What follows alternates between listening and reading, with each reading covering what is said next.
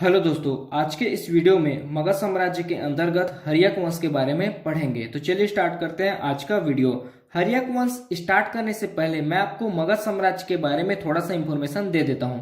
देखिए, मगध साम्राज्य का जो शासन काल था वह 544 बीसी से 184 बीसी तक था और इन शासन काल के बीच मगध साम्राज्य में 4 वंश हुए हैं। इसमें से पहला है हर्यक वंश और इस वंश के संस्थापक थे बिंबिसार। उसके बाद जो मगध साम्राज्य में दूसरा वंश हुआ है हर्यक वंश के बाद, वह था शिशुनाग वंश और इसके संस्थापक थे शिशुनाग। उसके बाद जो तीसरा वंश हुआ है वह है नंद वंश और नंद वंश के संस्थापक थे महापद्मानंद। उसके बाद जो अंतिम वंश हुआ है मगध साम्राज्य में वह है मौर्य वंश और इस वंश के संस्थापक थे चंद्रगुप्त मौर्य। तो मगध साम्राज्य के अंतर्गत 4 वंश हुए हैं, हर्यक वंश, शिशुनाग वंश, नंद वंश और मौर्य वंश। इसमें से पहला है हर्यक वंश। तो चलिए देखते हैं हर्यक वंश। देखिए, हर्यक वंश का शासन काल था 544 बीसी से 412 बीसी तक और हर्यक वंश को उपाधि दिया गया है प्रीतिहंता वंश का और इस वंश के संस्थापक थे बिंबिसार। मैं आपको ये बता देता हूं कि प्रीतिहंता वंश क्यों कहा जाता है, इसको प्रीतिहंता वंश का उपाधि क्यों दिया गया है। देखिए, हर्यक वंश के जो अंतिम शासक थे उसका नाम था नागदशक। नागदशक के पिता का नाम था उदयन। उदयन ने राजपाट के लिए अपने पिता अजातशत्रु का हत्या किया।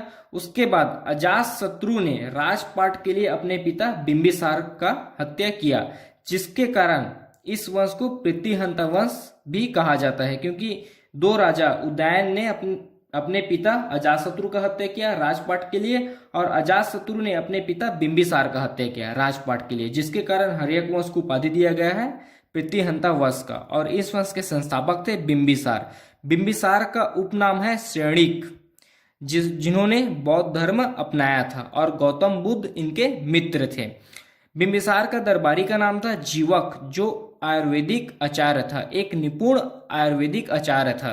बिंबिसार ने नगर बसाया था राजगृह को और बिंबिसार ने अपने राज्य विस्तार के लिए त्रियक नीति अपनाया था और हर्यक वंश की राजधानी था गिरिब्रज। बिंबिसार का शासन काल था 52 वर्ष। 52 वर्ष तक बिंबिसार ने मगध साम्राज्य में शासन किया था। बिंबिसार ने राज्य विस्तार के लिए त्रियक नीति अपनाया था, जिसमें पहला है युद्ध, दूसरा है मैत्री और तीसरा है विवाह। तो सबसे पहले युद्ध को देखते हैं। देखिए, बिंबिसार ने ब्रह्मदत्त को हराकर उसके राज्य अंग को मगध में मिला लिया। ब्रह्मदत्त को हराकर अंग को मगध में मिला लिया बिंबिसार ने। उसके बाद देखते हैं चंपा राज्य को भी बिंबिसार ने जीता और कुशल प्रशासन पर जोर दिया। अंग को जीता, चंपा राज्य को जीता और कुशल प्रशासन पर जोर दिया। तो ये थी युद्ध नीति राज्य विस्तार के लिए। उसके बाद देखते हैं मैत्री। देखिए, बिंबिसार एक कुशल प्रशासक था। वह जानता था कि जिन राज्यों को वह हरा नहीं सकता या हराना मुश्किल है उनके साथ मैत्री कर ले, ताकि विषम और सम परिस्थितियों में सहायता लिया और दिया जा सके। देखिए, इसी के तहत अवंती के राजा हैं प्रघोत और प्रघोत पांडु रोग से पीड़ित थे, मतलब पीलिया रोग से पीड़ित थे, जिनके इलाज के लिए बिंबिसार ने अपने राजवैद्य जीवक को भेजा था। राजा प्रघोत के इलाज के लिए, जो पांडु रोग से पीड़ित थे अर्थात पीलिया रोग से पीड़ित थे, इनके इलाज के लिए बिंबिसार ने अपने राजवैद्य जीवक को भेजा था। उसके बाद तीसरा है युद्ध विस्तार नीति विवाह। देखिए, बिंबिसार ने अपने राज्य विस्तार के लिए 3 विवाह किए थे। इसमें से पहला है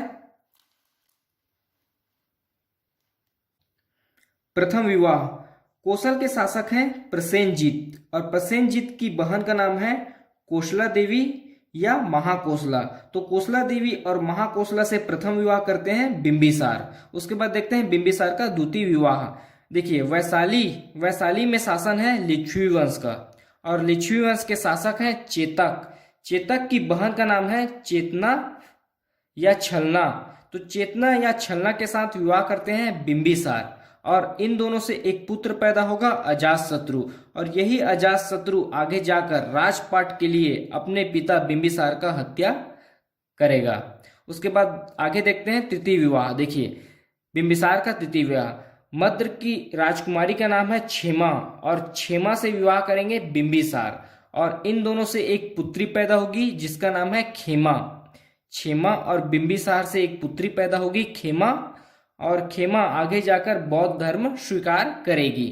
तो इस वीडियो में हम लोगों ने बिंबिसार के बारे में पढ़ा कि किस प्रकार बिंबिसार ने शासन किया और राज्य विस्तार के लिए त्रियक नीति अपनाई और 3 विवाह किया। उसमें त्रियक नीति में शामिल थे युद्ध, मैत्री, विवाह और 3 विवाह किया। पहला कोसला देवी से, दूसरा चेतना या छलना से और तीसरा विवाह क्षेमा से। तो इस वीडियो में हम लोगों ने बिंबिसार के बारे में पढ़ा। आगे की वीडियो में हम लोग अजातशत्रु के बारे में पढ़ेंगे। तो आपसे एक रिक्वेस्ट है, अगर अभी तक आपने हमारे चैनल हिंदी वॉइस को सब्सक्राइब नहीं किया है तो प्लीज़ चैनल को सब्सक्राइब करें और वीडियो को लाइक शेयर जरूर करें। धन्यवाद।